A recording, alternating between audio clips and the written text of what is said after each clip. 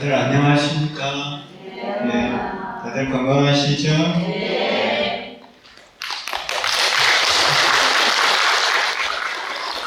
반갑습니다. 네. 그래서 우리 제사 신의품이죠? 네, 신의품을 하고 있고, 이 신의품은 장자, 궁자의 비유예요. 장자는 부자고, 궁자는 가난한 아들이죠. 이 가난한 아들이 부자가 되는 내용이에요. 왜 가난하고 부자가 되는지, 왜 가난함이라 하고 왜 부자라 하느냐. 가난한 거는 재물이 없기 때문에, 보배가 없기 때문에, 사실 보배를 가지고 있는데 자기 스스로 모르는 거죠. 그걸 꺼내서 쓸 줄 모르는 거예요. 그러니까 가난한 거예요. 그런데 자기가 보배가 있다는 것을 알게 되고 그것을 꺼내서 쓸 줄 아니까 부자가 되는 거거든요. 여러분들은 가난하세요? 부자세요?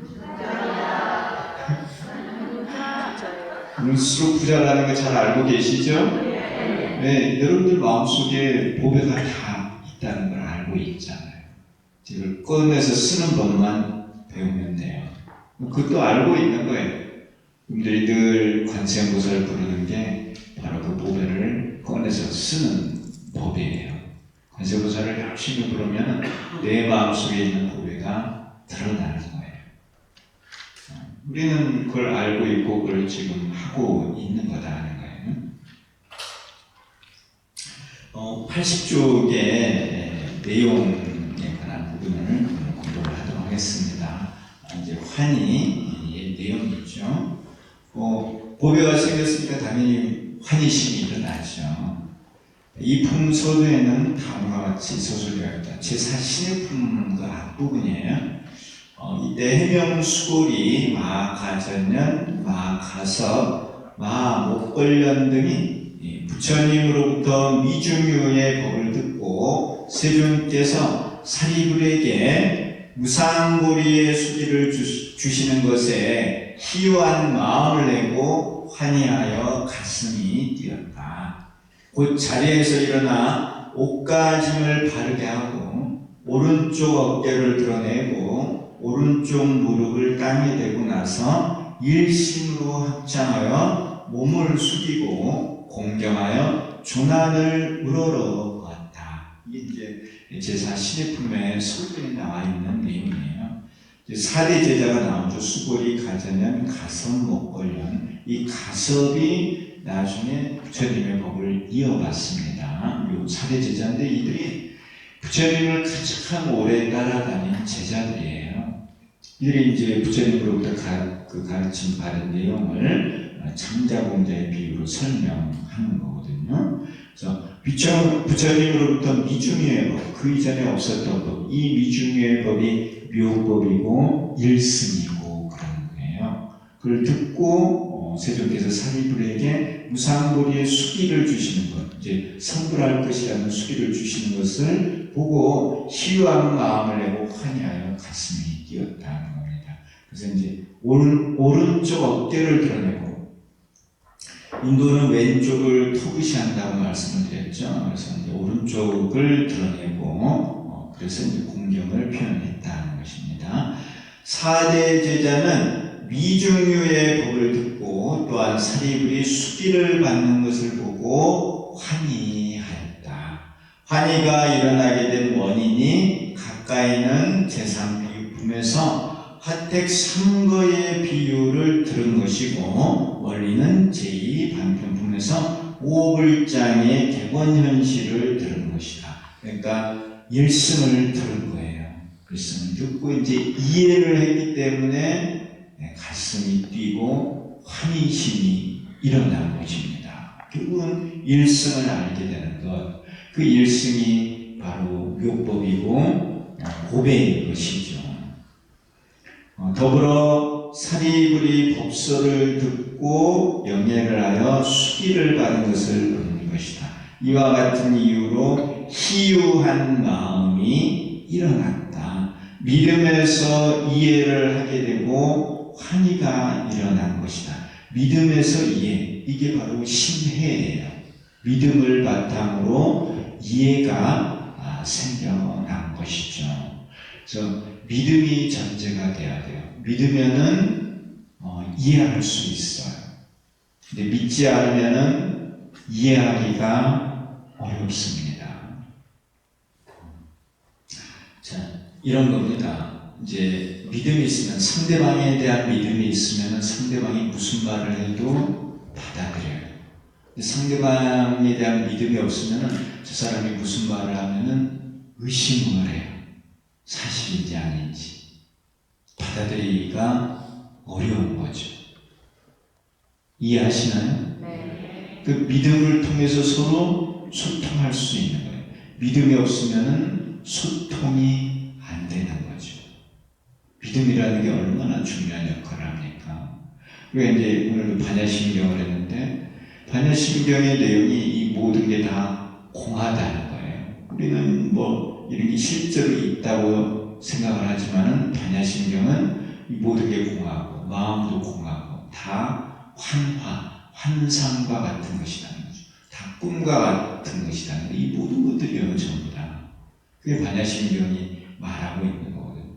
근데 우리가 믿음이 없으면은 그걸 못 받아들이는 거예요. 주님 있잖아요. 계속 그러거든요.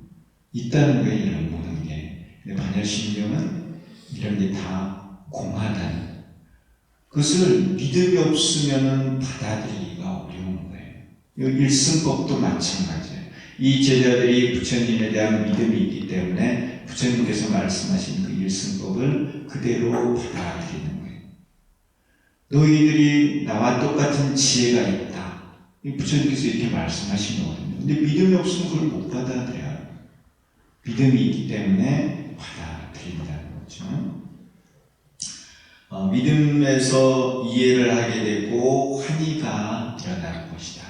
제가 그전에도 말씀드렸죠. 법화경에 많은 내용들이 있는데 부처님께서 방광을 하시는 거, 미간의 벽화에서 방광을 하시면서 동강이 18,000도로 비추는 거, 이런 거에 대해서 불교학자들은 자기 나름의 해석을 해요. 근데 저는 그 내용을 그대로 다 받아들이거든요. 믿고 얼마든지 가능하다고 저는 생각을 해요. 왜? 믿음이 있으니까. 부처님 법에 대한 믿음, 부처님의 능력에 대한 믿음을 저는 가지고 있으니까 그런 것을 그대로 믿고 받아들이는 것.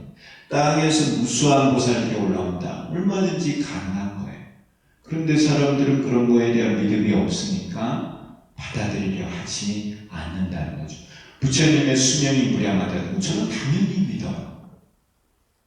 그런데 많은 사람들은 그런 것을 받아들이지 못한다는 거예요. 저는 믿음이 있으니까 받아들이는 거예요. 믿음에서 모든 이해가 어떻게 보면 생겨나는 것이죠. 이해하시는가요? 네. 이 법화경의 이 내용은 믿음으로 우리 들어가는 거예요. 믿음이 있어야 이걸 받아들여요. 근데 믿음이 없으면은 하나도 받아들일 수 있는 게 없어요. 우리가 이 지식으로는 이 내용을 이해하기 어려워요. 우리 인간의 분별로는 이해하기 어려워요. 이 믿음을 가지면은 다 받아들일 수 있어요. 믿음이 얼마나 중요합니까? 자, 법약성을 이제 그 일승법에 대해서 사대 제자가 간략히 말하고 있는 내용입니다. 사대 제자는 영리한 것에 대해 다음과 같이 간략히 말했다. 저희들이 승가의 우두머리로서 나이가 많으면 스스로 말하기를 이미 열반을 얻어서 더 이상 할 것이 없다고 하였으며 더 이상 무상보리를 구하려고 하지 않았습니다. 저희들이 지금 부처님의 앞에서 성문에게 무상보리의 수기를 주시는 것을 듣고 마음에서 깊이 환희가 일어나며 미중유를 얻었습니다. 말하지 않아도 지금 호련히 희유한 법을 들어서 깊이 스스로 기뻐합니다. 대설리를 얻은 것이며 무량한 진보를 구하지 않아도 스스로 얻었습니다 하고 이렇게 사대제자가 했어요. 자, 승가의 우두머리. 우두머리라는 말이 무슨 뜻이에요? 우두머리? 네. 우두머리라는 말을 우리나라에서 많이 쓰죠. 우두머리 우두머리가 무슨 뜻이에요? 우리나라가 우두머리죠. 소머리. 그렇죠? 네. 그 교수님께서 이제 전 세계를 그 소가 일어나는 것으로 설명을 하셨어요. 그래서 이제 소가 일어나기 위해서는 심장이 가장 먼저 움직인다는 거예요. 심장이 하는 역할이 뭔가요? 혈액순환을 하게 하죠. 심장이 뛰면서 혈액이 순환이 돼요. 생명이 시작이 되는 거죠. 그래서 이 심장에 해당하는 나라가 중국이라는 거죠. 네, 그래서 중국이 문명이 가장 먼저 이렇게 발달하는 거예요. 중국이 일어났죠. 제가 이제 아담 스미스의 국부론을 읽었는데요. 그 국부론에서 가장 선진한 나라로 표현한 나라가 중국이에요. 중국. 1776년도에 출판됐지. 그때만 해도 중국이 전 세계에서 가장 문명이 발달했어요. 그 4대 발명품이 있는데 그게 전부 다 중국에서 나오죠. 우리가 쓰고 있는 이 종이도 마찬가지로 중국에서 나온 거예요. 자, 그리고 나서 이제 앞다리가 일어난다고 교수님께서 말씀하셨거든요. 그 앞다리에 해당하는 게 유럽이에요. 유럽. 영국을 위시한 프랑스 독일 이런 유럽이 이제 앞다리에 해당하고 소의 앞다리요. 소 뒷다리가 어디인가요? 소 뒷다리가 미국이죠. 미국. 듣고 계세요? 네. 소 뒷다리가 이제 일어나고 그 다음에 어디가 일어났죠? 네, 머리가 일어나요. 머리가 좀 무겁죠? 네, 무거워서 앞다리, 뒷다리가 일어나야 머리를 들 수 있어요. 그래서 이제 뒷다리가 일어나서 그 뒷다리 힘으로 머리를 일으키는 거예요. 그래서 이 머리가 일어날 때 지렛대 역할을 하는 게 뒷다리예요. 우리나라가 지금 세계적으로 뜨고 있죠? 네, 엄청 뜨고 있어요. 근데 그 우리나라가 뜨는데 큰 역할을 해주는 게 또한 미국이에요. 미국을 통해서 우리나라가 일어나는 거죠. 뒷다리를 통해서. 그게 뭐 여러분들 잘 아시는 BTS. BTS 잘 아세요? 저는 잘 몰라요. 노래도 제대로 들은 적이 없어요. 근데 너무너무 유명하다는 거예요. 전 세계적으로 BTS 모르는 사람들이 없고 뭐 BTS 뭐 캐릭터도 많이 만들고 그렇다 하더라고요. 그리고 또 요즘 드라마 있죠. 오징어 게임. 전 세계 10억 3천만 명인가요? 그렇게 많이 봤다는 거예요. 근데 오징어 게임을 이제 만든 것은 우리나라지만은 그걸 제작비 포함되는 어디입니까? 넷플릭스라는 곳이죠. 그 넷플릭스는 미국의 플랫폼이에요. 미국 사람들이 90여 개국의 그 플랫폼을 가지고 있는 거예요. 그래서 넷플릭스에 이제 드라마가 하나 뜨면은 동시에 90개국에서 볼 수가 있는 거예요. BTS가 이렇게 유명해진 것도 사실은 빌보드라고 하는 미국에서 만든 거죠. 그렇게 미국이 우리나라를 전 세계에 알리는 데 큰 역할을 하는 거예요. 우리가 이제 지금 반도체라든가 이런 부분에서 첨단을 걷고 있는데 AI 반도체 우리나라가 지금 앞서가요. 그런 부분에. 그런데 그걸 시작한 나라가 사실은 미국이에요. 그 미국의 이제 도움을 받아서 우리가 일어나는 거예요. 이해하시나요? 네. 그 뒷다리 힘에 의해서 우리가 일어나는 거죠. 그래 한번 이제 머리가 일어나면은 머리 가는 대로 이 세계가 움직인다는 거예요. 머리가 가자고 하는 대로. 우리가 가는 대로, 우리나라 사람이 움직여 가는 대로 이 세계가 따라서 움직여 간다는 거예요. 근데 그런 시기가 지금 도래했다는 거예요.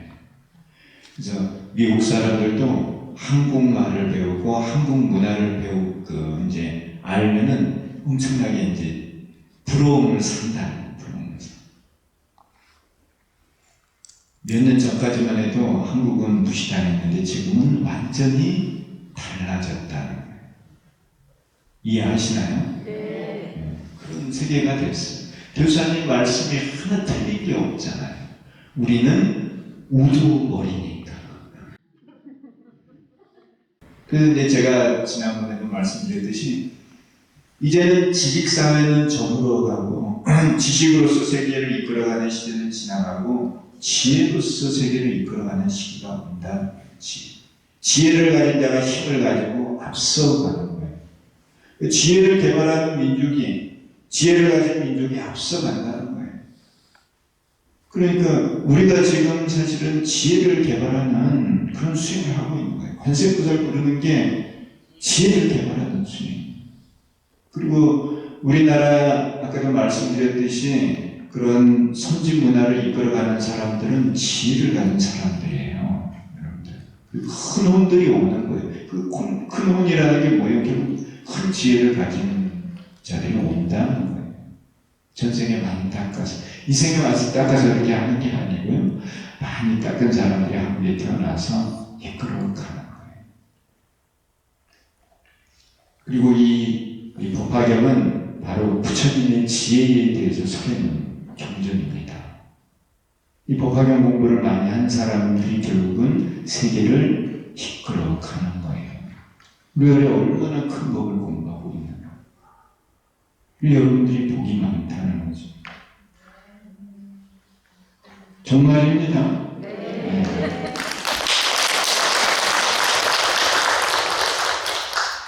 열심히 노력해야 되는데 지혜라는 게 쉽게 개발이 되지는 않아요. 자, 승가의 우두머리로서 나이가 많으면 가장 나이가 많아요. 부처님을 가장 많이 따라다닌 거죠. 부처님 가르침을 가장 많이 받고 이들이 서가모니 부처님의 가르침을 받은 것을 설명을 한 거예요. 이미 열반을 얻어서 여기에 열반은 불을 껐다는 의미인데 이제 공을 깨달은 거예요. 아직 중도가 아니죠. 공을 얻어서 더 이상 할 것이 없다고 하였으면 더 이상 무상거리를 구하려고 하지 않았습니다. 이 무상거리가 이제 중도의 자리거든요. 공만을 얻고서 다 얻었다고 생각하는 거예요. 공의 지혜밖에 없는데 중도의 지혜는 구하지 않은 것이죠. 근데 진정한 지혜는 중도의 지혜거든요. 저희들이 지금 부처님의 앞에서 성문에게 무상고리의 수리를 주신 것을 듣고 마음에서 깊이 환희가 일어나며 미중유를 얻었습니다. 이 성문은 공의 지혜를 가진 자들이에요. 근데 사리불이 성문이거든요. 그 사리불에게 이제 부처님의 지혜, 중도를 볼 수 있는 지혜를 얻을 수 있다는 수기를 부처님께서 주신 거예요. 그러니까 환희가 일어나는 거예요. 그 부처님의 지혜, 불지혜, 일체종지, 이것이 진정한 보배거든요. 가장 큰 보배예요. 말하지 않아도 지금 후련히 희유한 법을 들어서 깊이 스스로 기뻐합니다. 대설리를 얻은 것이며 무량한 진보를 구하지 않아도 스스로 얻었습니다. 이 무량한 진보가 부처님의 지혜예요. 일체정지예요. 근데 이걸 구하지 않았어요. 왜? 이들은 공의 지혜를 얻고 나서 자기들은 다 얻었다고 생각을 했기 때문에 그 이상의 것을 구하지 않았는데 부처님께서 너희들도 부처님의 지혜를 얻을 수 있다고 수기를 주시는 거고 가르침을 주시는 거거든요. 그러니까 너무너무 기쁜 것이었어요. 자기들이 조그만 지혜밖에 없어. 그럼 가난한 거예요. 성분의 지혜는. 그런데 부처님께서 뭐라고 하셨느냐. 너희들도 부처님의 지혜가 있다. 큰 지혜가 있다. 너희들 스스로 노력을 해서 그것을 얻을 수 있다. 그 말씀을 해주신 거예요. 보배를 가지고 있으면서도 그 보배가 있는 줄을 몰랐던 거예요. 구하지도 않고 찾지도 않고 그냥 가난하게만 살려고 했는데 부처님께서 니네들 알고 보면은 진짜 부자야. 엄청난 무량한 보배를 가지고 있어. 너희들 스스로 보살도를 닦으면 그것을 얻을 수 있다고 가르쳐 준 거예요. 그 구하지 않았는데도 그 보배를 얻었다는 것이죠. 얼마나 기쁘겠어요. 여러분 집에 보배가 숨겨져 있는데 몰랐어요. 몰랐는데 광두 스님이 보배 있다고 가르쳐 준 거예요. 다른 데서 구하지 말고 어디서 구해요? 여러분들 마음속에서 구하라는 거예요.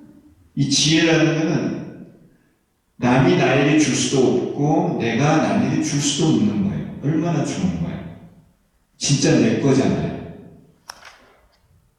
그런 지혜, 부처님의 지혜, 보배를 여러분들이 다 가지고 계신다. 그걸 모르는 사람이 태반이야, 태반. 자기가 부자인데도 부자인 줄도 모르고 그걸 꺼내서 쓰려고 하지도 않아요. 그런데 여러분들은 알잖아요. 여러분들 마음속에 진짜 보배가 있다는 거. 그것을 꺼내 쓰는 방법도 알려주잖아요. 뭐예요? 보배를 꺼내서 쓰는 방법이 관세음보살 열심히 부르는 거예요. 마음상을 그치면 보배가 자연히 드러나요. 보배가 내가 있다는 것도 알고 그걸 꺼내서 쓰는 방법도 다 가르쳐줬어. 이제 뭐만 하면 돼요? 열심히 실천만 하면 되고 사실 실천하고 있고. 얼마나 좋아. 근데 모르는 사람이 많다고요. 근데 여러분들 알잖아요. 알면 기뻐요, 안 기뻐요? 별로 안 기쁜 것 같아요. 그래, 저는 늘 항상 저는 제 자신이 부자라고 생각을 해요. 다른 데서 구할 필요가 없고 내 마음 가운데서 늘 구하는 것이고 또 구하는 노력을 하고 있고 이 진짜 보배라는 뜻이 그런 거예요. 내가 가지고 있는 것이고 그건 진짜 내 것이고 내가 남에게 줄 수도 없고 남이 나한테 물론 주지도 않고 그런 보배. 그러니까 진짜 보배라는 거예요. 이 재물의 보배는 이럴 수도 있잖아요. 누구이 와서 훔쳐갈 수도 있어. 근데 내 마음속에 있는 이 보배는 누가 가져가지도 못해요. 그냥 내 거야. 진짜 내 거야. 그럼 얼마나 좋아요. 그걸 내가 알고 있고 그걸 꺼내서 쓰면 돼요. 근데 사람들은 보배 꺼내서 쓸 생각은 안 하고 티끌 모으려고 그래요. 티끌 모으려고. 티끌만 잔뜩 쌓아놓고 그게 자기 거예요. 근데 하나도 자기 게 아닌데 죽을 때 가져가요? 못 가져가잖아요. 하루아침에 티끌이야. 하루아침에. 근데 그게 내가 필요 없다는 건 아니에요. 살아가면서 필요할 때 잘 쓰면 돼요. 잘 써야 되는 거예요. 그런 것도. 필요 없다는 것이 아니라 진짜 보배는 내 마음속에 있는 것이고 내 마음속에 있는 보배를 꺼내서 쓰면 세상에 후든 이치도 알게 되고 남을 도울 수도 있고 남을 도와줄 수도 있고 내가 바로 영원한 생명이 되는 거예요. 그 지혜를 가지고 무한생 부처님이 되는 거예요. 얼마나 좋은 일이에요. 그것을 꺼내서 써야 하는 것입니다. 자, 예전에는 열반을 이미 얻었으므로 더 이상 무상고리를 구하지 않았다고 했다. 여기서 열반은 육도 밖을 벗어난 거예요. 육도의 생사죠. 육도의 생사를 벗어나서 열반을 얻었다고 하는데 그 육도 밖을 가봤더니 사실은 그 밖에도 생사가 있는 거예요. 그걸 몰랐던 거죠. 더 이상 무상고리를 구하지 않았다. 이것은 공을 이미 증득했으므로 중도를 구하지 않았다는 의미다. 82쪽이에요. 그런데 지금은 제2방편품과 제3비유품의 내용을 듣고 희유한 법을 얻었다고 하였다. 여기서 희유한 법은 일불승의 대배국어를 말하는데 곧 중도를 의미한다. 이전에는 장교의 열반을 마음에 지니고 있었으므로 원교의 무상고리를 구하지 않았다. 그런데 개연의 법설과 비설을 듣고 이제 원교를 구하지 않아도 스스로 얻게 되었다고 했다. 이 제2방편품에서는 3승의 방편을 열어서 1승의 진실을 드러내는 개상현일. 그래서 이제 부처님께서 가르치고자 하는 1승이라는 거. 그 1승을 통해서 부처님의 지혜를 얻을 수가 있어요. 1승. 그리고 이제 비유품에 와서는 화택상거의 비유, 불타는 집에서 놀고 있는 아이들을 얌궈놓고 우거로서 유인을 해서 그 아버지가 대배국어 일승을 주는 이 비유를 사대제자가 들은 거예요. 그래서 이제는 알게 된 거예요. 우리들이 개발해야 되는 지혜는 성문의 지혜, 그 일체지가 아니라 부처님의 지혜, 일체 종지를 얻어야 되겠구나 하는 것을 알게 됐다는 거죠. 그리고 그러한 일체 종지는 바로 내가 가지고 있는 것이다. 누가 주는 것이 아니라 바로 내 것이라는 것을 알게 됐다는 거예요. 그전에는 일체지, 공의 지혜만을 얻었고 그걸 가지고 다 얻었다고 생각을 했는데 부처님께서 너희들이 나와 같은 똑같은 일체 존재를 가지고 있다는 걸 가르쳐 주신 거예요. 그리고 내가 그걸 구하지 않았는데도 이제 부처님께서 알려주셨다는 거죠. 그래서 불구자득 구하지 않았지만 내 스스로 그것을 얻게 되었다는 겁니다. 우리 금강자 아시죠? 네, 금강자에 뿔이 3개가 있는데 뿔 하나를 얻은 거예요. 사대제자가. 뿔 하나를 얻어놓고는 부자라고 생각을 한 거예요. 이 뿔 하나는 얼마, 가치가 얼마인데. 부처님께서 이 뿔 3개가 너희들 다 있다. 금강절의 이 보배가 너희들은 다 가지고 있다 이미. 그것을 이제 수행을 통해서 그 안에서 쓰기만 하면 된다는 것을 가르쳐 주신 겁니다. 그래서 처음에는 그 모든 것을 다 꺼내서 가질 생각을 하지 않았는데 부처님께서 우리들이 이미 그걸 가지고 있고 그것을 꺼내서 쓰면 된다고 가르치고 주셨으니까 구하지 않았는데도 그것을 얻었다는 거예요. 그리고 여러분들이 다 부자야 알고 보면. 근데 자기들이 부자인 줄 모르고 가난하게 살고 있는 거예요. 그러니까 얼마나 안타까워요. 제가 봐도 여러분들 전부 다 부자인데 얼굴에서 빛이 나고 복도만 보이고 진짜예요. 진짜 부자로 보여요. 그런데 다 가난하게 살고 있어. 왜 그래요? 이게 이제 진짜 보배면서도 진짜 부자면서도 사람들이 사는 걸 보면은 부자처럼 안 살아. 부자면서도 그냥 조그만 것에 매여가지고 그렇게 살아. 그 부자가 아니지. 겉은 부자인데 속은 마음속은 가난한 거. 부자는 부자답게 살아야 돼요. 그래야 안 그래요? 네.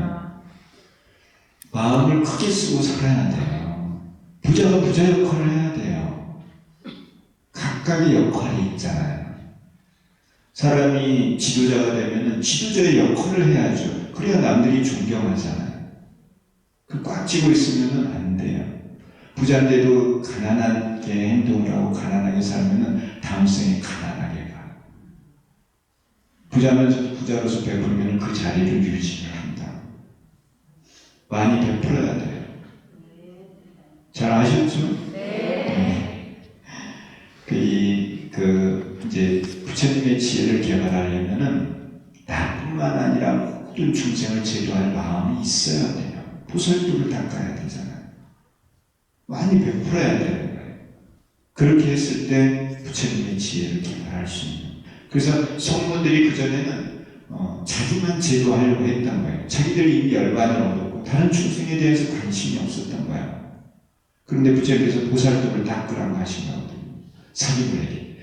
무량한 1000만억 부처님께 공양을 올리고 정법을 만들어지면서 보살도를 부족하여 화강열애로 성불할 것이니라. 그 화강열애의 불국토는 많은 보살들이 많이 있고 너는 그런 보살들을 가르칠 것이다 하는 그런 내용의 수기를 주시잖아요. 보살도를 그러니까 닦아야 돼요. 그러니까 많은 중생을 교화를 해야 돼요. 그러면 마음이 넓어야 돼요. 마음이 넓어야 많은 사람들을 교화할 수 있어요. 마음이 넓어야 큰 일을 할 수 있어요. 그 마음이 넓은 것을 덕이 있다고 하죠. 그래서 부처님을 표현할 때 대덕 이렇게 말을 하는 거예요. 대덕. 그래서 여러분들도 마음이 넓은 사람을 공경하고 그런 사람을 가까이 해야 돼요. 덕이 있는 사람. 그리고 그런 사람들 앞에서 일할 수 있게 해줘야 돼요. 그런 분위기를 만들어 봐야 돼요. 이해하시나요? 네. 제가 요즘도 이제 들사님의 그 애국 불교에 대한 거를 이제 많이 생각을 하고 있어요.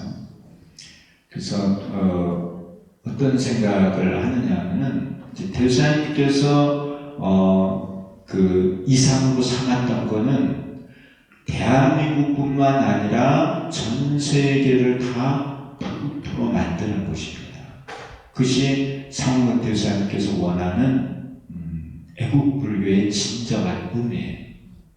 우리나라, 먼저 우리나라가 다 불국토가 되어야 되는데 우리나라도 불교가 있고 타종교가 있고 하면은 평화가 되기 어려운 거예요. 화합이 되기 어려운 거예요. 그러니까 우리나라가 다 불국토가 돼야 돼.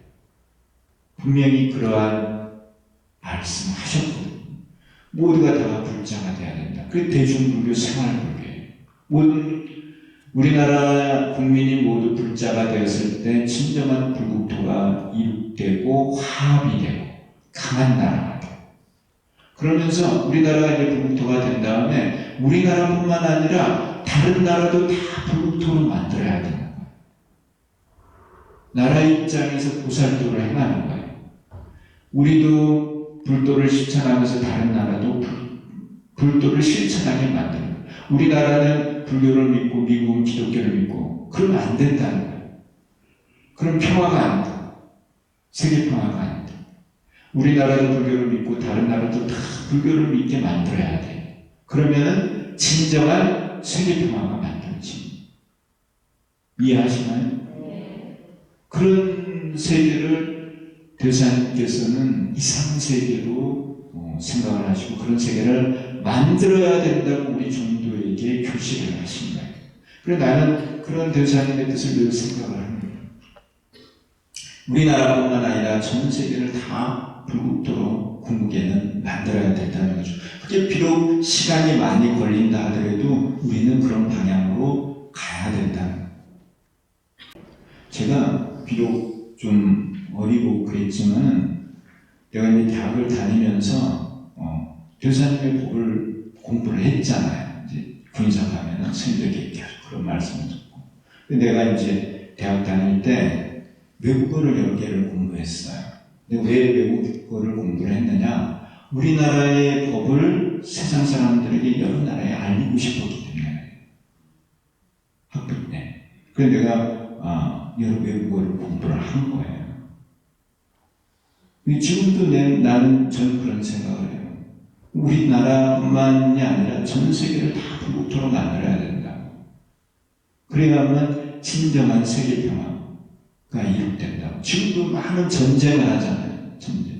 전쟁은 정말 참혹하거든요. 사람이 죽고 죽이고. 그러한 세상이 아니라 평화, 세계 평화, 항구적인 세계 평화, 항구적인 세계 평화를 이루기 위해서는 인류가 모두 보살이 되어야 한다는 게 대사님 말씀이에요. 인류가 모두 보살이 되었을 때 진정한 세계 평화, 항구적인 세계 평화가 이룩된다는 거예요. 그런데 그런 전 세계를 다 평화, 이제 세계 평화를 만들기 위해서는 다 보살로 만들어야 되는데 이 인류를 다 보살로 만들 수 있는 나라는 한국이란다. 다른 나라는 어렵다. 그래서 한국에 불법을 심으신 거고, 그래서 한국을 강한 나라로 만드시려고 했던 거예요. 이해하시나요? 한국이 앞장서서 가면은 모든 민족이 다 따라오기 때문에 한국을 불국토하라고 전 세계를 다 불국토로 만드시려고 했다. 그게 바로 상호가 대사님의 애국불교의 진정한 의미예요. 나만 불자가 되는 게 아니라 모든 중생이 다 불자로 되어야 된다는 거예요. 그러한 이상세계를 만들어야 되고, 그러한 이상세계를 누가 할 수 있어요? 네, 여러분들이 하셔야 돼요. 아셨나요? 이제 이덕근 선생님께서 그래서 뭐라고 하셨느냐면은 앞으로는 다 하나가 된다. 이렇게 간단히 말씀하셨어요. 앞으로 다 하나가 된다. 하나 아세요? 하나? 큰 하나죠. 큰 하나. 그래서 그 하나는 종교도 하나고 나라도 하나고 그런 세계가 온다는 거예요. 이 하나로 만드는 경전이 바로 법화경이에요. 모든 경전을 다 하나로 만들어내는 경전이 법화경. 이 법화 사상에 의해서 모든 종교가 다 하나로 될 수 있고, 이 법화 사상에 의해서 모든 나라가 다 한 나라가 되는 거예요. 통일이죠, 통일.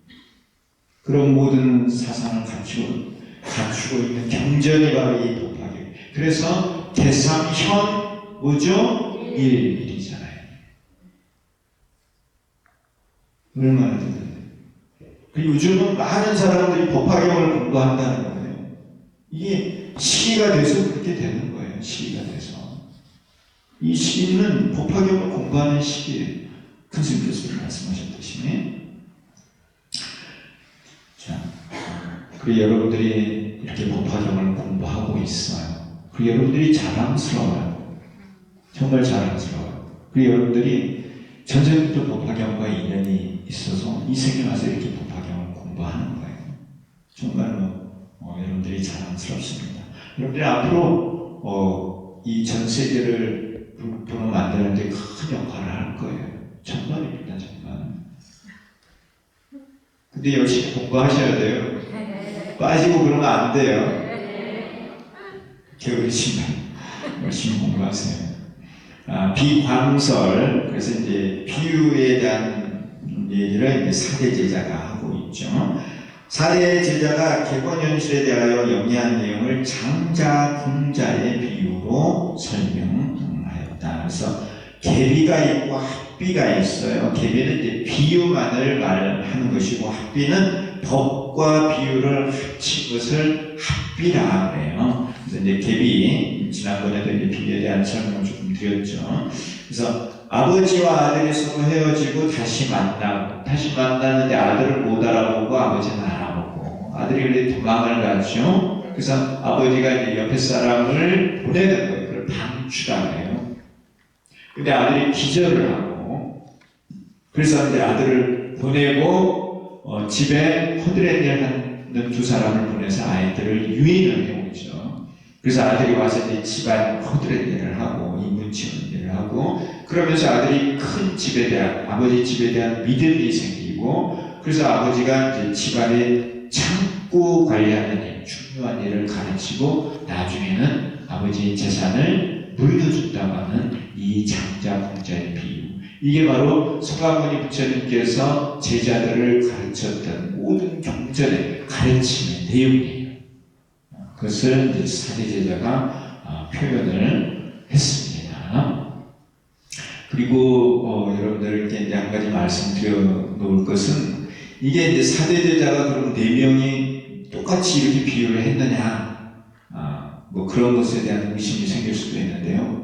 알아두실 것은 이 법화경은 부처님께서 설하실 때 8년이 걸렸어요.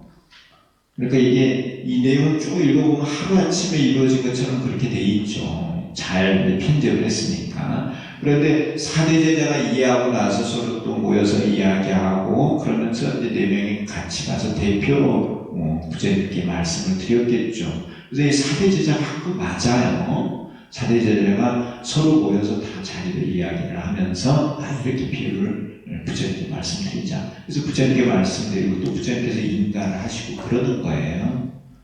그냥 이런 거에 대한 의심을 하지 말라는 거예요.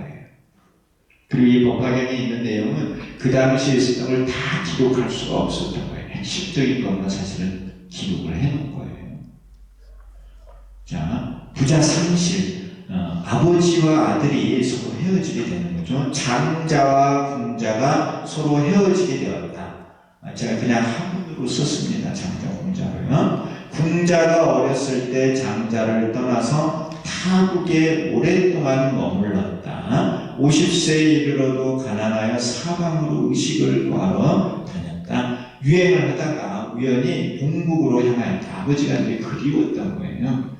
장자는 궁자를 계속 찾았으나 찾지 못하여 어느 한 섬에 머물렀다. 그러니까 아버지와 아들이 헤어졌는데 아들은 그냥 다른 나라에 가서 오랫동안 혼자 살면서 가난하게 지냈다.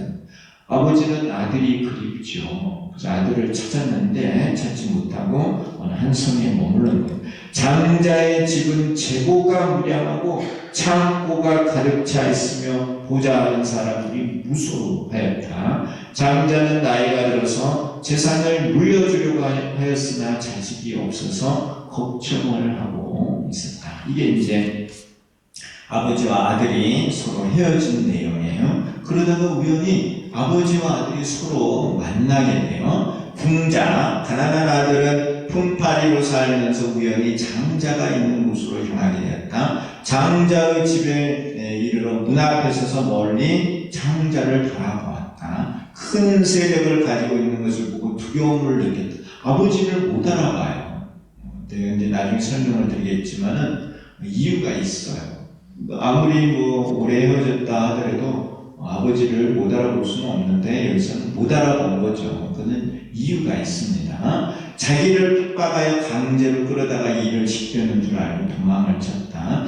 이때 장자는 아들을 알아보고 큰 기쁨이 일어났다. 재산을 물려줄 수 있게 되었다고 생각하였다. 헤어졌다 만났는데 아버지는 아들을 알아보는데 아들은 아버지를 못 알아봐요. 참 안타깝죠? 아버지는 깨달으신 부처님이고 아들은 무명의 중생이에요. 그러니까 못 알아보는 거예요. 자, 방추라는 말은 격방자, 추자, 곁에 있는 사람을 보내서 데려오라고 하는 거예요. 한문이 좀 어렵지만은 그래도 이런 걸 잘 알아두세요. 방추. 장자는 곁에 있는 사람을 보내어 급히 쫓아가 데려오게 하였다. 이들이 달려가서 궁자를 붙잡는 순간 궁자는 놀라서 소리를 질렀다. 그를 억지로 끌고 가려고 하니 두려움이 더하여 기절하고 말았다. 무서운 사람들이 두 사람이 붙으니까 기절을 한 거예요. 이러한 일을 멀리서 바라보던 장자는 보낸 사람들에게 궁자를 억지로 끌고 오지 못하게 하였다. 냉수를 가져다가 장자의 얼굴에 부어서 궁자의 얼굴에 부어서 깨어나게 하였다. 그리고 더 이상 말하지 않게 하였다. 장자는 궁자의 의향이 하열하다는 것을 알고 이제 가난한 아들의 그 마음이 이제 하열하다는 거죠. 또한 자기 혹이 그 부자 그 아버지의 호기에 대해 궁자 가난한 아들이 어려워하는 것을 알고 방편으로 다른 사람에게 아들이라고 말하지 않았다. 사람을 시켜서 궁자가 원하는 대로 가게 하였다. 궁자는 땅에서 일어나 가난한 동네에 가서 의식을 구했다. 보니까 자기 아들인데 자기 아들이라고 말하지 않는 거예요. 그래서 그건 방편으로 그와 같이 하였다는 것이죠. 그리고 이유는 두 사람을 보내서 유인을 하는 거예요. 이 두 사람이 이제 성문과 영광인데 보세요. 장자는 궁자를 유인하기 위해 방편으로 몰래 두 사람을 보낸다. 이들은 모습이 초췌하고 위덕이 없어 보인다. 궁자에게 가서 다음과 같이 말하게 하였다. 이곳에 일할 것이 있는데 너에게 2배의 품삯을 줄 것이니라. 만약 궁자가 허락을 하면 데려와서 일을 시키라고 하였다. 궁자가 무슨 일을 할 것이냐고 물으면 너를 고용하여 인분 치우는 일을 할 것이며 우리 두 사람과 함께 일을 할 것이라고 대답하라고 시켰다. 이 두 사람이 가서 궁자에게 위와 같이 말하니 이때 궁자는 먼저 그 품삯을 달라고 하여 가진 다음 인분 치우는 일을 하였다. 겁니다. 그래서 이 집안에 가장 호들의 일을 시키려고 그러는 거예요. 그러니까 이러한 일부터 배워가는 거죠. 장자가 창문 너머로 멀리서 궁자의 모습을 보니 몸이 야이고 초췌하며 인분과 먼지가 묻어서 더러워 깨끗하지 못했다. 곧 영락은 이제 그 목걸이에요. 목걸이, 보배구슬로 만든 목걸이, 그걸 영락이라고 해요. 영락과 부드러운 옷 그리고 장신구 등을 벗어버리고 아버지는 이런 보배로 몸을 장식하고 있었던 것이죠. 그런데 그런 걸 다 벗어버리고 추하고 더러운 옷을 입고 흙을 몸에 칠해서 분장하고 인분 치우는 것을 손에 들고 일하는 곳에 갔다. 이 부자 아버지가 아들하고 친하게 지내기 위해서 분장을 하는 거예요. 분장을 해서 가까이 가는 거예요. 참 아들 하나 키우려고 아버지가 이렇게 고생하시는 거예요. 여러분들도 자식 키우는데 쉽지 않죠? 부모는 헌신해서 자식을 키워요. 근데 자식은 또 그런 마음을 몰라, 부모가. 커서 이제 자식을 키워봐야 알죠. 그래요, 안 그래요? 그리고 열심히 일하고 게으르지 말라고 하였다. 게으름이 지난 시간에도 말씀드렸지만은 사람들이 이제 깨닫지 못하게 하는 게으름이 문제야. 자, 이러한 방편으로 군자에게 접근하였다. 여기서 항상 이 일을 하고 다른 곳에 가지 말라. 스스로 마음을 편하게 가져라. 나는 너의 아버지와 같다. 지금 이후로 마치 나의 아들과 같다. 그러면서 장자는 궁자에게 이름을 지어줬다. 궁자는 기쁘기는 하였으나 오히려 스스로 손님이라 하고 천한 사람이라고 하였다. 이러한 까닭으로 20년 동안 항상 인분 치는 것을 하였다. 상당히 나이가 많죠. 50년을 아버지를 떠나서 살았는데 또 20년을 이렇게 일을 한 거예요. 상신이라는 것은 믿음이에요. 서로 믿는 거죠. 중국말로 와 상신 그러면은 나도 믿어 이런 말이에요. 불교에서 온 말 같다는 느낌에 장자와 궁자가 서로 친하게 된 이후로 마음으로 서로 믿어서 집에 들고 나는데 어려움이 없었다. 그리고 궁자가 머무는 곳은 여전히 집 밖이었다. 그래서 서로 믿음을 갖는 데는 좀 시간이 필요하죠. 그래서 세 번째 상신 믿음, 그리고 이제 네 번째 위가는 이제 집안의 중요한 일을 맡기는 거예요. 위임하다고 할 때 위자를 쓰죠. 장자는 병이 있어 오래지 않아 곧 죽을 것을 알았다. 궁자에게 말하기를 내가 지금 금은 진보가 창고에 가득한데 그 가운데 많게나 적게 그 마땅함에 따라 취하거나 주거라 라고 했다. 처음에는 이제 그 인부치는 예를 시켰는데 궁자하고 친해지니까 집안의 가장 중요한 창고 일을 맡긴 거예요. 믿음이 생겼으니까.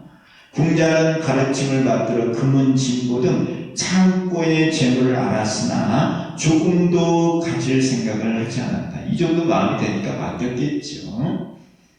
창고 일을 하면서도 자기 게 아니라고 생각을 했어요. 알고 보니까 누구 거였어요? 알고 보니까 자기 거였어요. 전부 다. 그런데 자기 게 아니라고 생각을 한 거죠. 그리고 그 머문 곳도 여전히 집 밖이었고 하열한 마음을 아직 버리지 못하였다. 이 하열한 마음이 소승이에요. 소승의 마음을 버리지 못하였다는 거예요. 부가 86쪽입니다. 부가 이제 상속을 하는 거예요. 시간이 지나고 나서 장자는 궁자의 마음이 점차로 커지고 큰 뜻을 품게 되었음을 알게 되었다. 마음이 커지고 큰 뜻을 품는다는 거, 이 대승의 마음이에요. 자기뿐만 아니라 이제 다른 사람에 대해서도 자기 몸처럼, 자기 일처럼 그렇게 생각을 한다는 거예요. 이런 사람이 지도자가 될 수가 있는 거죠. 자기밖에 모르는 거. 그런 사람을 지도자로 세우면은 여러 사람이 힘들어요. 근데 남의 일도 내 일처럼 생각하는 그런 사람을 지도자로 세우면 여러 사람이 편해요. 자, 장자가 곧 죽을 때가 되어서 궁자에게 명하여 친족 등을 불러 모으게 하였다. 다 모였을 때 모두에게 선언하였다. 이 아이는 실은 내 아들이고 나는 실은 그의 아버지입니다. 지금 내가 가진 모든 재물은 모두 이 아들의 것입니다. 장자가 한 말을 듣고 궁자는 크게 환희하였으며 구하지 않아도 이러한 보장이 스스로 왔다고 생각한답니다. 구하지 않았는데 그 큰 재물을 원하지 않았는데도 자기 것이 되었어요. 부처님의 일체정리, 불지혜를 구하지 않았는데도 내 스스로가 갖고 있다는 걸 안 거예요. 내 것이 된 거예요.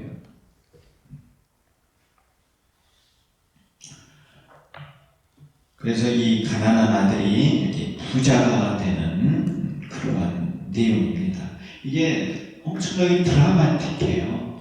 이 법화경 전체 품 가운데 가장 드라마와 가까운 게 이 품의 내용이에요.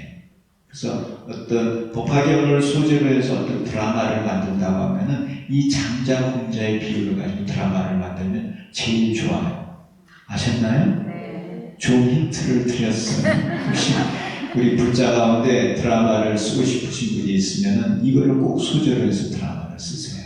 잘 각색을 하면 돼요. 재밌게도 할 수 있고. 이제 제가 생각할 때는 가장 불교적인 그런 내용으로 잘 만든 그런 드라마적인 게 뭐냐면은 심청전이에요. 심청전이 정말 드라마틱해요. 심청전 모르는 사람이 없잖아요. 우리가 앞으로 불교를 포기할 때, 다른 나라의 불교를 포기할 때 심청전을 잘 활용하면 좋을 것 같아요. 심청이라는 말이 마음심자. 원래 이제 마음심자가 아니죠. 다른 심자지만은 마음 심자, 청정할 청자예요. 심청이 누굽니까? 네. 당연히 보살이죠. 여자니까. 그런데 심청은 관세음보살이죠. 그리고 심청의 아버지가 누구예요? 심봉사가 아니고 심학규죠. 아버지 이름은 심학규죠. 네, 심봉사라고 우리가 말을 하는데, 심봉사는 이제 중생을 말하는 거죠. 봉사 모르는 거잖아요. 모르는 거. 앞을 볼 줄 모르는 거죠. 어둠 속에 있잖아요. 그러니까 무명 속에 있는 거예요. 그래서 이 심청이가 아버지 눈을 뜨기 위해서 뭘 하죠? 공양미를 바쳐요. 그리고 목숨을 또 던지고 인당수에 빠졌는데 인당수에 빠졌다가 이제 연꽃에 받쳐져서 올라오잖아요. 연꽃. 그 연꽃이 의미하는 게 뭐겠어요? 불교 진실이죠. 연꽃에 이제 사람이 있으니까 나라에서 희한하다 해서 그걸 건져서 이제 왕께 바치고 그래서 왕비가 되잖아요. 그래서 심청이 소원은 오로지 아버지 눈 뜨는 거예요. 중생들 눈 띄우는 거죠. 눈 뜨게 하는 거. 그래서 이제 종교에 방을 내려서 봉사를 다 모으게 하고 그래서 이제 신봉사가 가잖아요. 가서 만나게 되고 그래 눈을 뜨잖아요. 어쨌든 봉사의 눈을 뜨게 해주는 분, 그런 분이 바로 관세음보살이죠. 그래서 심학규라는 말도 그 학규가 별을 배운다 이런 뜻이에요. 그래서 규자 별규, 그 별이 의미하는 게 바로 관세음보살이에요. 성인. 그래서 아주 드라마틱하게 잘 만들었어요. 이제 그런 부분도 좋고 또 이런 장자공자의 비유도 아주 좋아요. 이런 불교에는 얼마나 좋은 소재들이 많은가. 이런 것을 가지고 사람들에게 포교를 하는 거예요. 이 장자공자의 비유가 좋은 이유는 모든 부처님의 가르침이 여기 다 들어가 있다는 거예요. 이 이상의 가르침은 사실 없어요.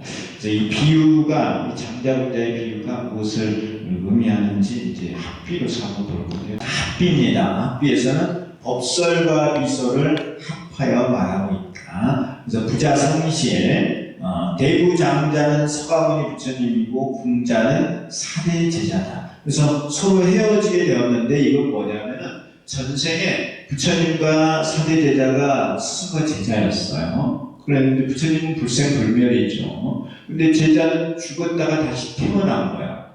죽어서 다시 태어났는데 무명 속에 있기 때문에 죽어서 태어나서 전생의 스승을 못 알아보는 거예요. 여러분 전생이 뭐였어요? 모르잖아요. 그게 무명 때문에 그렇거든요. 이 수행을 해서 깨달아 알면은 전생을 기억을 해요. 연불타가 있어서. 부처님은 불생불멸이고 다 알죠. 과거의, 현재의, 미래일도 아시니까 부처님이시거든요. 부처님은 아는데 제자들은 모르는 거예요. 무명 속에 있으니까. 그래서 헤어졌어요. 헤어져서 이제 다시 만나는데 아버지는 아는데 아들은 모르는 거예요. 그게 무명 때문에 그렇다는 거예요. 사대 제자는 서가모니 부처님의 제자가 되었다. 부처님께서 사대 제자에게 항상 아들이라고 말씀하셨다는 겁니다. 그래서 부처님께서는 늘 그 제자들에게 아들, 제자, 아들이라고 표현을 하는 거예요. 그리고 이제 대수님께서도 이제 제자들에게 너희들은 나의 자식과 같다 이런 말씀을 하셨다는 거예요. 자식이 이제 그 아버지의 재산을 물려받잖아요.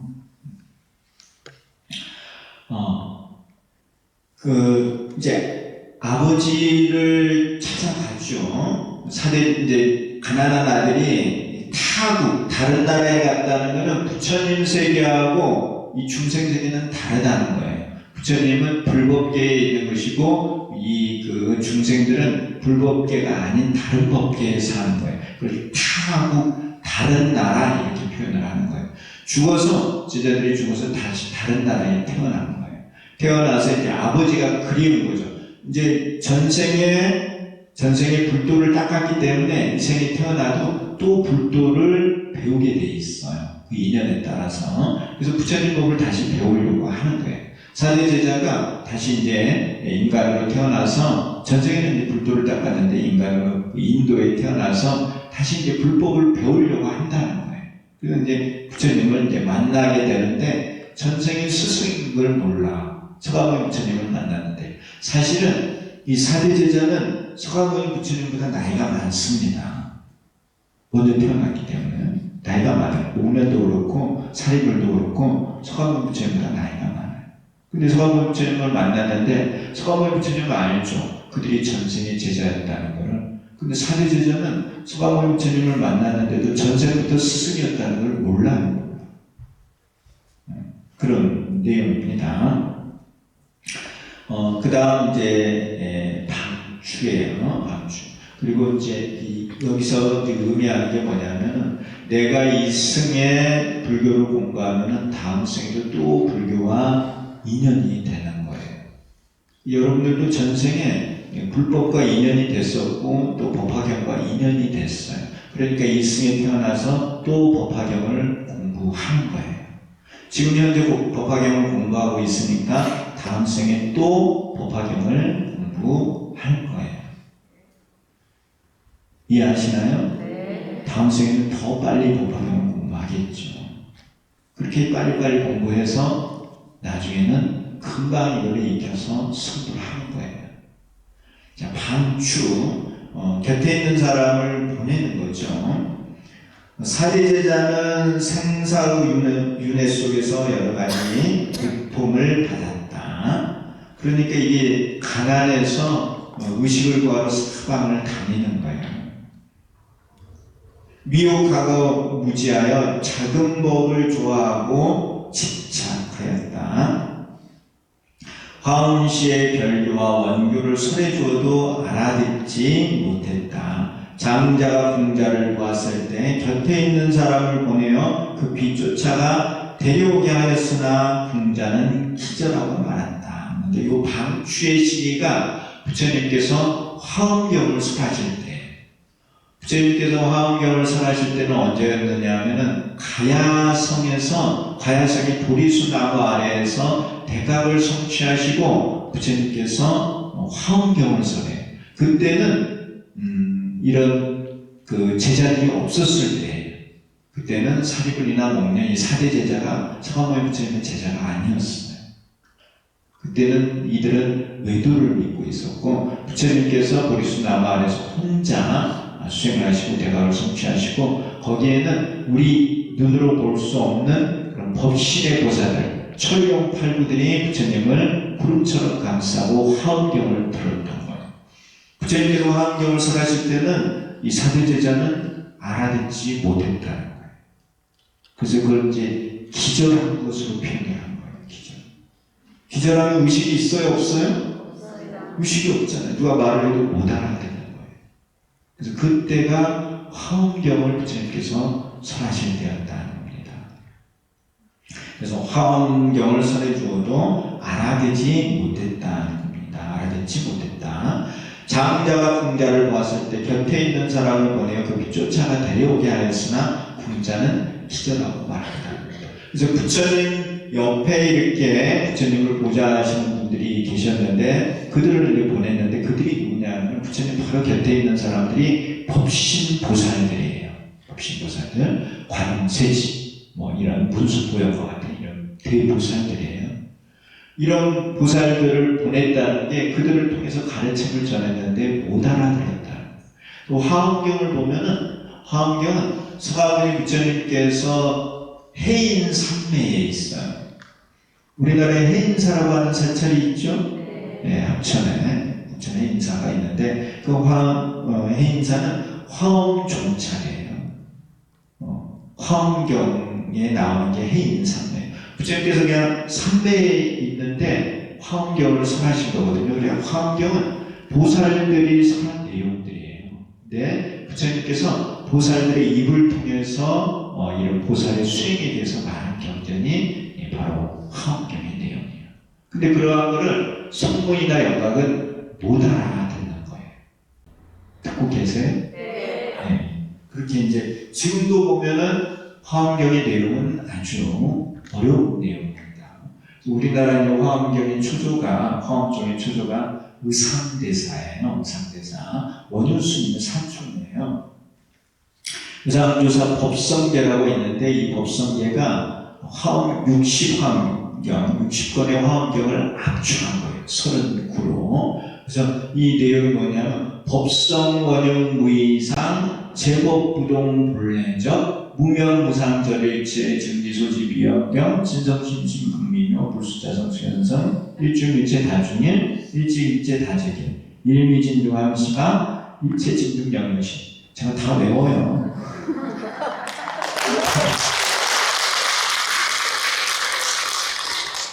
제가 진짜 많이 외웠어요. 곰곰이 생각해보고. 그런데 이 내용이 쉬운 내용이 아니야. 법성, 원용, 무의상. 법성이 원용에서 두 가지 상이 아니다. 너와 나라는 상. 이런 상이 아니다는 거예요. 그러니까 못 알아듣는 거예요. 일반 사람들은. 무명무상 절일체.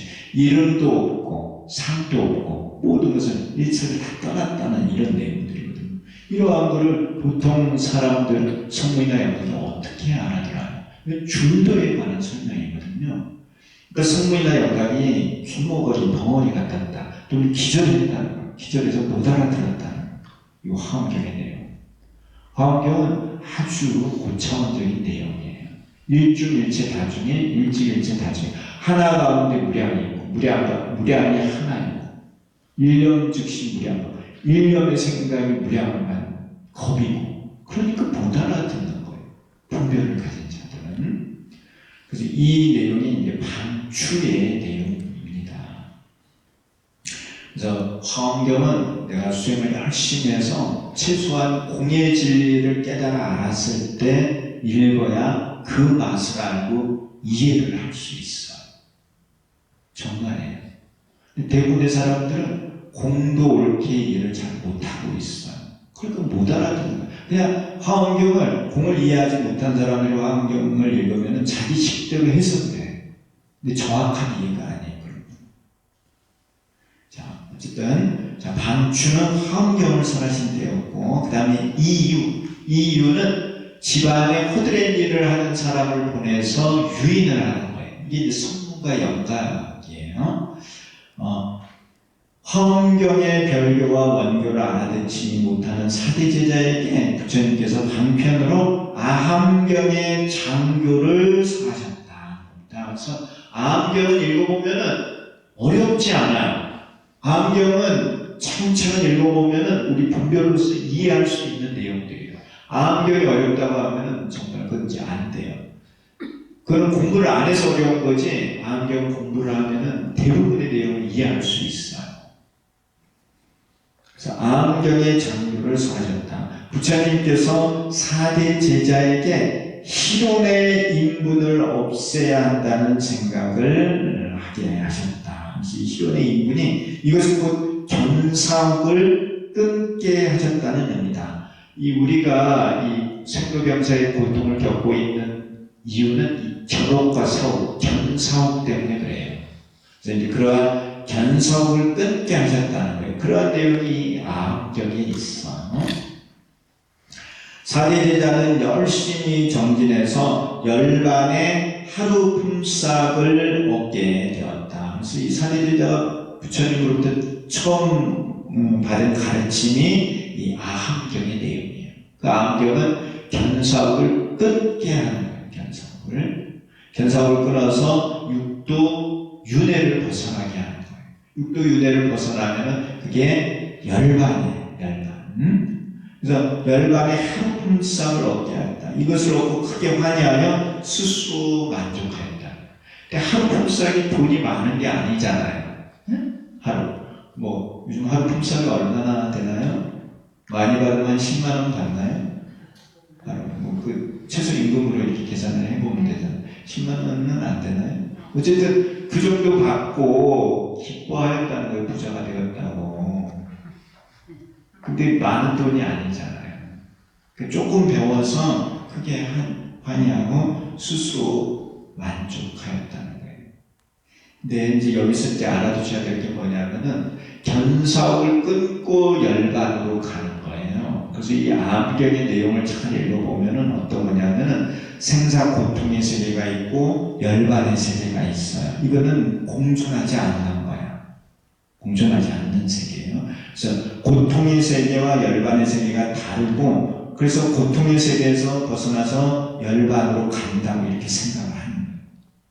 이 모든 게 다 현실적으로 실제 한다고 생각을 하는 거고, 그러한 가르침을 바탕으로 이 고통의 세계에서 열반으로 가기 위해서 견사옥을 끊는 거예요. 견사옥이 있으니까 생로병사를 겪는 것이고, 견사옥으로 인해서 취상과이라고 하는 업을 짓고 육도의 고통을 받는다고 생각을 하는 거예요. 그래서 견사옥을 끊고 치상과거에서 해탈을 하고, 그래서 육도의 생사에서 벗어나서 열반에 가면 모든 것을 다 이루었다고 생각을 하고, 그런 가르침에 따라 수행을 하는 게 아함경의 내용이에요. 잘 듣고 계시나요? 그런데 실제는 어떤 것이냐? 이제 원교가 아니라 하더라도 모든 것을 공으로 보잖아요. 그러니까 육도의 세계도 공이고 열반의 세계도 공이다. 이게 이제 반야심경에서 말하는 거예요. 반야심경에서 모든 게 공이야. 그러면 생사도 공이고 열반도 공이에요. 그럼 다른 거예요? 같은 거예요? 같은 거예요. 같은 거. 생사도 공이고 열반도 공이고 같은 건데, 암경에서는 그런 가르침이 아니고 생사와 열반이 다르고, 그래서 생사의 세계를 벗어나서 열반으로 가라고 이렇게 가르치는 거예요. 엄청나게 대표적인 방법입니다. 근데 공의 진리의 입장에서 보면은 생사도 공이고 열반도 공이든 이게 다른 게 아니에요. 생사를 벗어나서 열반으로 가는 게 아니라 생사가 곧 열반인 거예요. 근데 그런 가르침을 주면은 못 알아들어요. 그러니까 생사를 벗어나서 열반으로 가라고 이렇게 가르치는 거예요. 조금 어렵게 느껴지죠? 그런데 어려운 내용이 아니에요, 사실 이거는. 그러니까 많은 사람들이 불교를 잘 이해를 못하고 있어요. 많은 사람들이 이해하는 불교 수준은 뭐냐면 아함경의 수준이야. 그런 걸 가지고 반야심경도 해석을 하고 법화경도 해석을 하는데, 그러한 해석은 정확한 해석이 아니에요. 불교 교리가 그렇게 단순한 게 아니에요. 암경의 세계와 이 반야경의 세계는 많이 달라요. 법화의 세계는 많이 달라요. 그래서 여러분이 이렇게 하나하나 차근차근 잘 배워야 돼요. 그러니까 불교를 제대로 아는 사람한테 배워야 불교를 이해를 하는 거예요. 제 말씀 조금 이해는 하세요? 원래 생사와 열반은 다르지 않아요. 그런데 부처님께서는 이 낮은 근기들에게는 고통의 세계에서 벗어나서 열반으로 가야 된다고 가르친 거예요. 성도 제자들은 그걸 배워서 그러한 수행을 했던 것이에요. 그러니까 자기들이 고통 속에 있으니까 열심히 수행해서 고통 세계에서 벗어나서 열반으로 가면 끝이라고 생각을 하는 거야. 열반으로 다른 세계이기 때문에 열반에 가면은 고통의 세계에 다시 올 필요가 없다는 거야. 열반으로 가면 끝이야. 그러니까 자기 스스로, 자기 혼자 열심히 수행해서 열반으로 가면 되는 거야. 그런데 생사와 열반이 같다고 하면은 그렇지 않죠. 따로 열반이 있는 게 아니에요. 생사가 함께. 그리고 그러한 것을 알게 되면은 생사고통에 있는 존재가 다 구제할 마음이 생겨나요. 그게 보살이 되는 거죠. 자, 어쨌든 이 유에서는 희론, 인분, 견사를 없애는 그러한 수행법을 가르쳐요. 그래서 이제 생로병사에서 벗어나서 열반으로 가게 그렇게 가르친다는 거예요. 자, 상신, 이 상신까지 우리가 공부를 하겠습니다. 상신은 방등시인데, 방등시에 이르러 소승의 암을 꾸짖고 대승으로 나아갈 것을 설하신다. 부처님께서 방편력으로 열애의 지혜에 대해 설하셨지만은 사대 제자는 열반의 하루 품삯을 얻고서 큰 것을 얻었다고 하여 이러한 대승의 마음을 두지 않았다. 장자와 공자가 서로 친하게 된 이후로 마음으로 서로 믿어서 집에 들고 나는데 어려움이 없었으나 공자가 머무는 곳은 여전히 집 밖이었다. 자, 이런 내용인데요. 이게 뭐냐면은 이 방등시는 이제 그 가난한 아들이 아버지 집에 아직 아버지인 줄 모르죠. 그 아버지 큰 집에 이렇게 가서 헛된 일을 하면서 자꾸 이제 들어가서 보고 하니까 그 아버지 집에 대한 믿음이 생겼다는 거예요. 그전에는 이제 무서운 사람들이 자기를 쫓아오니까 도망가고 기절하고 그랬는데 이제는 그렇지는 않다는 거예요. 거기 있는 집안에 있는 사람들을 보고 그 믿음이 생겨서 그들이 뭐라고 꾸짖어도 그걸 받아들일 수 있는 그런 마음이 생겼다는 거예요. 자, 부모와 자식 간에는 서로 믿음이 있죠? 혈육이니까. 그러니까 부모가 자식한테 뭐라고 해도 비록 잠깐 삐질 수는 있어도 그 믿음은 깨지지 않잖아요. 그래요, 안 그래요? 그런데 이제 남이 전혀 모르는 사람이 서로 이제 믿음도 없는데 남이 와서 뭐라고 하면은 삐지고 안 만나는 거예요. 도망가고. 그런데 이제 이 가난한 아들이 큰 집에 가서 믿음이 생기니까 거기 큰 집에 있는 사람들이 가난한 사람을 꾸짖어도 그걸 받아들이고 참여를 하고 고치려고 하는 거예요. 그러한 시기가 바로 방등의 시기라는 거예요. 그런데 부처님께서 오랫동안 아함경을 설한 거예요. 사대 제자에게 아함경을 가르친 거예요. 가르치고 나서 그 다음 무슨 경전을 설하시느냐 하면은 유마경이나 승만경을 설해요. 그래서 이 유마경이 이제 방등교의 대표적인 경전인데 유마경은 유마거사예요. 거사. 유마거사가 부처님의 사대 제자를 꾸짖어.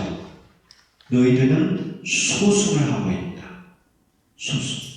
대승을 하지 못하고 소승에 머물고 있음을 이 유마거사가 꾸짖어요. 그런데 이 사대 제자가 그 유마거사의 가르침을 받아들이는 내용이에요. 그래서 참여하고 고치려고 하는 거예요. 만일 그 대승에 대한 믿음이 없으면 꾸짖으면 삐져가지고 서로 만나지도 않았을 거예요. 그런데 그런 게 아니고 유마거사의 가르침을 받아들이면서 대승을 좋아하는 그런 마음을 가지게 되는 거예요. 그래서 이제 아함경을 공부를 하니까 마음이 성숙해진 거예요. 마음이 성숙해지니까 이제 대승의 가르침을 가르치기 위해서 소승을 하는 것을 꾸짖는 거예요. 소승은 자기 혼자 열반으로 가려고 하는 거예요. 왜 너희들은 혼자만 가려고 하느냐? 대승의 마음을 왜 내지 못하느냐? 보살의 마음을 해서 같이 가려고 해야지 왜 혼자만 가려고 하느냐? 꾸짖는 거예요. 꾸짖으니까 그런 꾸짖음을 받아들이는 거예요. 받아들여서 고치려고 하는 거예요. 대승의 마음을 내려고 하는 거예요. 그러한 내용의 경전이 방등의 경전이에요. 방등. 그래서 이제 아함경을 배우고 나서 차츰 대승의 마음을 일으키게 되는 그 경전이 방등배의 경전이다. 그래서 부처님께서 제자들에게 사대 제자에게 방등치를 가르칠 때는 큰 집에 대한 믿음이 생겼다. 대승에 대한 믿음이 생겼을 때 그러한 방등의 경전을 설하셨다는 거예요. 듣고는 계시죠? 네. 이 유마경은 좋은 경전이에요. 저도 이제 유마경을 읽어보고 하는데 정말 좋은 경전입니다. 그래서 이런 유마경이나 다른 방등경을 보면은 소승을 버리고 대승으로 가야 된다는 것을 알게 되는 겁니다. 마음이 커지는 거예요. 그래서 이 수행을 하려면은 누가 뭐라고 하면은 그 뭐라고 하는 것을 잘 받아들여야 돼요. 그걸 받아들이지 못하고 튕겨내면은 내가 성숙하지 못해요. 참고 인용을 해야 돼요. 그러면서 자신을 돌아봐야 돼요. 자신을 돌아보는 사람은 성숙할 수 있어요. 그런데 그런 마음자리가 되지 않으면 성숙하지 못해요. 그리고 이제 절에 나올 때도 절에 나와서 믿음이 없는 사람한테 뭐라고 하면 그 사람은 삐져서 가버려요. 그런데 절에 이제 오래 다닌 사람한테 뭐라고 하면 그런 분들은 받아들여요. 고치고. 그런 사람들은 성숙하는 거예요. 잘 보고 하셔야 돼요. 젊은 그 아가씨가 절에 나오는데 나이 드신 분들이 막 뭐라고 하면은 그 아가씨는 안 나와요. 근데 이제 좀 절에 다니고 한 그런 아가씨들은 받아들이죠. 믿음도 있고 하니까. 그런 아가씨들은 잘 가르치면 돼요. 처음부터 이렇게 하면 안 돼요. 처음에는 못해도 그래 잘한다 칭찬해주고 것도 좀 사주고 그래야 잘 나오잖아요. 잘 나온 다음에 이제 조금씩 가르치는 거예요. 가르칠 때도 좀 부드럽게 해야 돼. 뭐라고 하면 안 돼. 그래서 이제 좀 성숙하면은 그때 가서 이제 뭐라 해도 되는 거예요.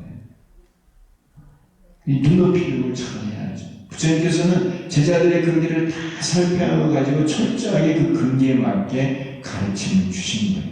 우리가 이런 부처님의 가르침을 잘 봐야 돼요. 그러니까 부처님은 철저하게 제자들의 입장에서 그들을 가르치려고 노력을 하셨다는 거예요. 오늘 방등에 관한 내용까지 말씀을 드렸습니다. 그래서 이 지금 4대 제자가 서가모니 부처님으로부터 가르침을 받아서 성숙해가는 과정을 이렇게 표현을 하고 있습니다.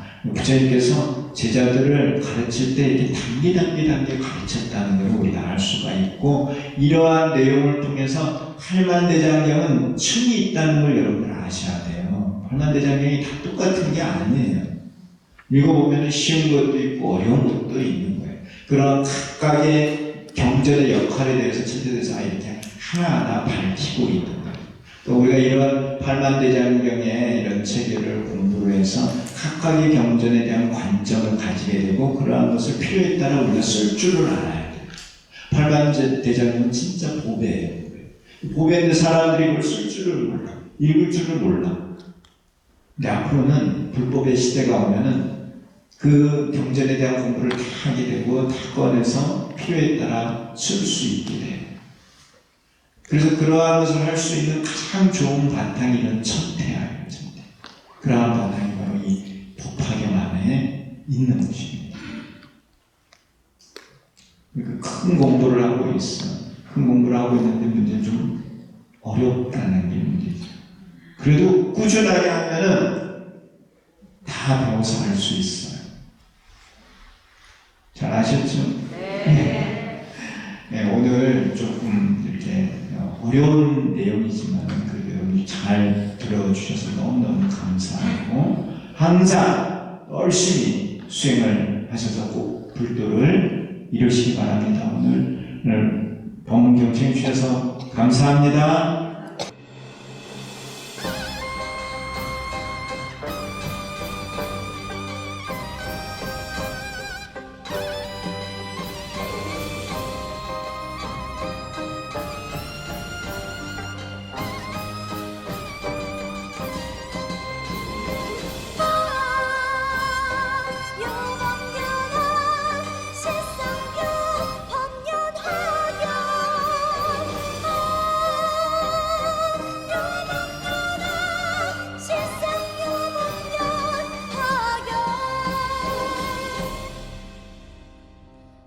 어렸을 적 아비고 걸식하던 궁 하나들, 큰 부자인 아버지를 우연찮게 만났으나 자식 찾는 나비 마음 모르고서 도망치네.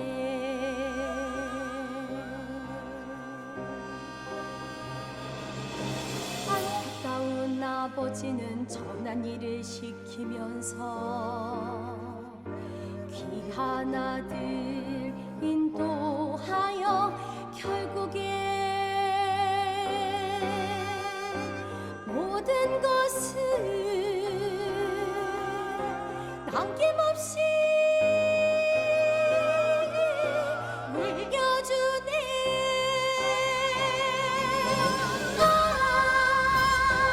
영원한 실상요 법년하여 영원한 실상요 법년하여 불자들인 우리들도 부처님의 크나큰 법 생각하지 아니하고 열반에 머물러서 나아가지 못하면서 작은 것에 만족하니 삼승법을 설하시나 부처님의 깊은 뜻을 일불승에 있음이라. 영원한 실상요 법년하여 영원한 실상요 법년하여.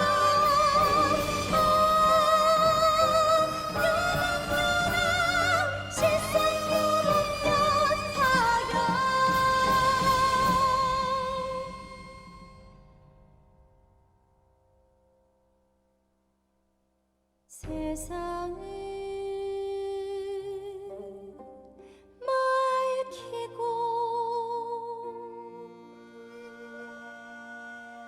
만중생을 구원하는 정불국토 성취중생아, 이게 바로 정진하고 정진하여 부처를 이루는 길아. 법왕님의 큰 보물이 바로 이것이라는